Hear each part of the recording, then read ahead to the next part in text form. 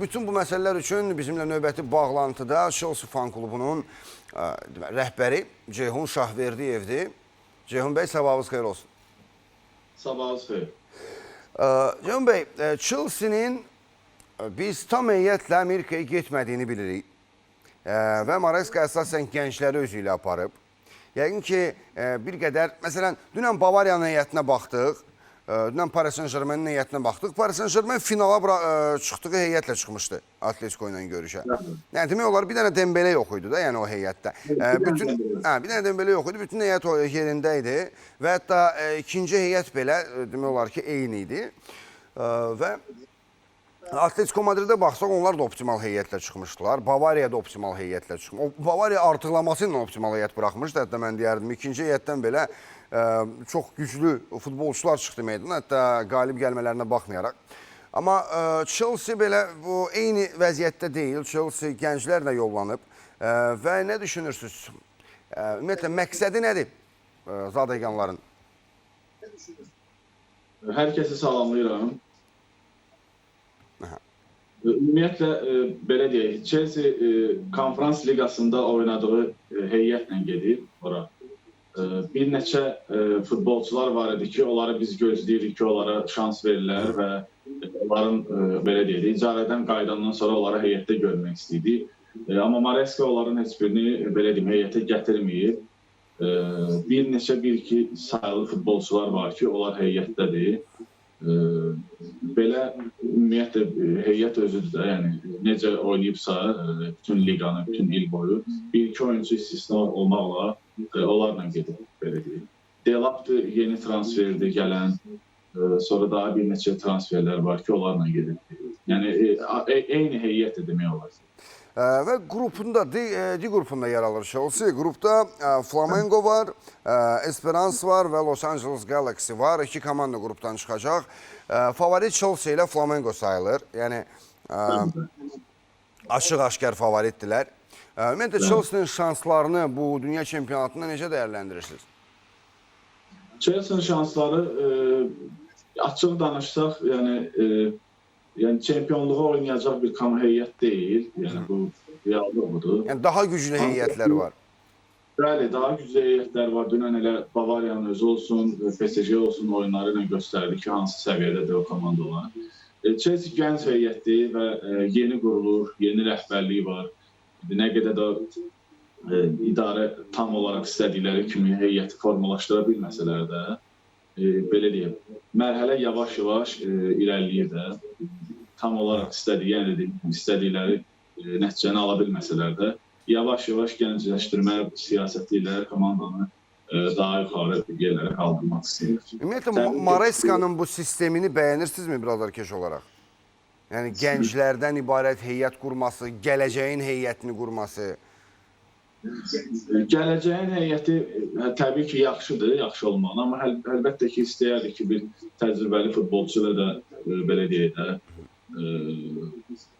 təcrübəli bir futbolçu olsun, istər müdafiənin mərkəzində olsun. Yəni, istəyərdik ki, top bir mərkəz hücumçu, belə deyək, Chelsea heyətində olsun. Düzdür, Delap yaxşı futbolçudur, belə deyim, İngilisdir, biraz belə deyək, Vardy və Harry Kane qarışıqlı bir futbolçudur, amma necə bir nəticə verəcək Chelsea kimi klubda onu zamanı göstərəcək təbii ki. Yenə də ümidimiz var ki, yeni transferlər olacaq, çünki boşluqlar çoxdur Chelsea-də. Nə qədər də qruplarda favorit göstərilsə də, təbii ki, komandanın belə deyək, mövqelərində boşluqlar çoxdur. Mərkəz müdafiədə əsas, orada mərkəz hücumçusudur, wingerlər alına bilər təbii ki. Əslində, kağıd üzərində Chelsea-nin 90-dan çox futbolçusu var. Rəsmi olaraq, yəni müqavilə imzaladığı son 2 ildən söhbət gedir. Son 2 ildə 93 futbolçu qatıb heyətə və əksəriyyəti 25 yaşdan kiçikdir. Hətta 23 yaşdan kiçikdir. Yəni 18, 19, 17 və belə uşaq yaşlarındakı, yeniyetmə yaşlarında olan futbolçulardır. Düzdür, həqiqətən də onlar gələcəyə edilən bir yatırımdır. Müəyyən bir hissəsi icarədədir, müəyyən bir hissəsi Chelsea'nin ikinci komandasında oynayır və s. Amma hazırda heyətdə çıxış eləyəcək o mən deyərdim, optimal 11'li hələ tam oturmayıb yerinə. Bəli, hələ tam olaraq optimal 11-lik dediyimiz kimi yoxdur. Yəni Maresca hər dəfə belə deyim, dəyişikliklər eləyir, hər dəfə mövqe dəyişikliklər eləyir. Məsəl üçün Konferans Liqasının finalında Maduekeni sağ winger kimi hamımız bilirdi, amma o sol winger kimi oynadırdı. Pedro Neto da sağ winger kimi Onlar oynadırdı. ümumiyyətlə oyun ərzində yer də dəyişirdilər. Yəni Ümumiyyətlə ilk hissəni yəni mən anlamadım niyə görə Madueke solda oynadı. Nə taktiki bir gediş var idi bilmirəm. Rahat da oyun udmaq olardı, amma belə deyək, hirslərimizlə oynamaq istədi. Maresca məmnuniyyətlə belə elədi. Bəlkə də bir birliyi var idi ki, ikinci heyətdə belə bir hesabla komanda qalib gəldi və Konferans Liqasının belə deyək çempionu oldu. çox maraqlı. Keçək İngiltərənin digər təmsilçisi Manchester City-yə.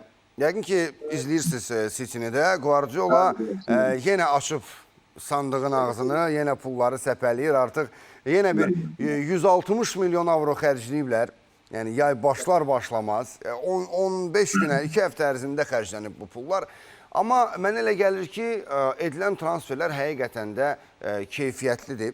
Yəni bəlkə də ən yaxşı yatırım, son illərin ən yaxşı yatırımını elədi Manchester City. Çünki Cherkinin alınması, sonra Renders'ın gətirilməsi heyətə, yəni yarım müdafiənin bu yenilənməsi Manchester City-də bəlkə də gələn il özünü göstərəcək müsbət tərəfdən.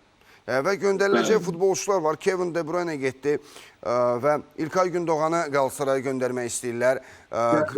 Grealish bəli, heç Amerikaya gəlməyib, yəni gətirilməyib belə, onu İngiltərədə saxlayıblar. Buyurun. Ümumiyyətlə Grealish'i göndərmək yox, ümumiyyətlə komandadan uzaqlaşdırmaq istəyirlər. İcarə də, yəni hətta icarəyə belə göndərməyə razıdırlar ki, yəni onun mövqeyi boşalsın, orada başqa bir futbolçu əlavə olmasın. Və maaş boşluğu falan da var təbii ki, orada da bir yer açmaq istəyirlər. Nə düşünürsünüz? Ümumiyyətlə Manchester City-nin bu ilki, yəni hazırladığı bu heyət haqda və turnirdəki şansları haqqında? Manchester City belə deyək, yəni eyni ilə tam olaraq Chelsea kimi olmasa da orada oturmuş futbolçular var. Yəni illərdə onlarla bir yerdə oynayan futbolçular. Baxmayaraq De Bruyne yoxdur və yaxud da ki bir neçə futbolçularla belə deyim də uzaqlaşıblar. Ancaq daha yeni dediyimiz sadaladığımız transferlər ümumiyyətlə çox kömək olacaq komandaya. Ancaq bu turnirdə hələ ki bir söz demək olmaz. Bu turnirdə bilmək olmaz necə oyun olacaq. Çünki yeni gələn transferlərdə hələ tam olaraq komanda ilə oturuşmayıblar. Bu elə bir hardasa yoldaşlıq maçları kimi olacaq da, yoxlama görüşləri var. Onlar üçün yoldaşlıq hazırlıq maçları kimi olacaq. Ancaq Premier Liqada yəni mən düşünmürəm ki, onlar gəldiyi ildən elə çempion olarlar. Burada çünki Liverpool'un da kifayət qədər yeni transferlərə yatırımları var, yaxşı transferləri var. Belə Virsin özü səhv eləməmsə 150 milyon avro versə xərclədilər, sonra bəli, hələ davam eləyəcək Liverpool transferi. Liverpool'un necə iddialı olduğunu bir daha ortaya sübut edir qoyur ki, yəni komanda necə futbol oynayacaq, yəni hansı yerlərə fokuslanıb belə deyək. Ümumiyyətlə, Liverpool fikir verirəm ki, ümumiyyətlə, futbolçuları çox göndərmək fikrində deyil. Bir Chiesa gedəcək, qayıdacaq. Çünki ümumiyyətlə ondan istifadə eləmirdilər ötən mövsüm. Oyunlara çıxmırdı. Bir də Darwin Nunez'i göndərib yerinə kimisə gətirmək istəyirlər.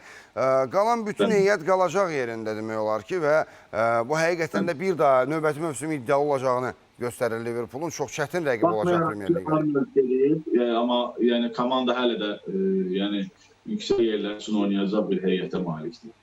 Çox təşəkkürlər Ceyhun bəy, fikirləriniz üçün uğurlar arzu edirəm sizə. Sağ olun. Sağ olun. Əziz tamaşaçılar, Ceyhun Şahverdiyev idi bizimlə bağlantıda, Chelsea fan klubunun rəhbəri. Elə Chelsea haqqında danışdıq, gördüyümüz kimi bir Chelsea azarkeşi olaraq o qədər də razı deyil komandanın hazırki vəziyyətindən.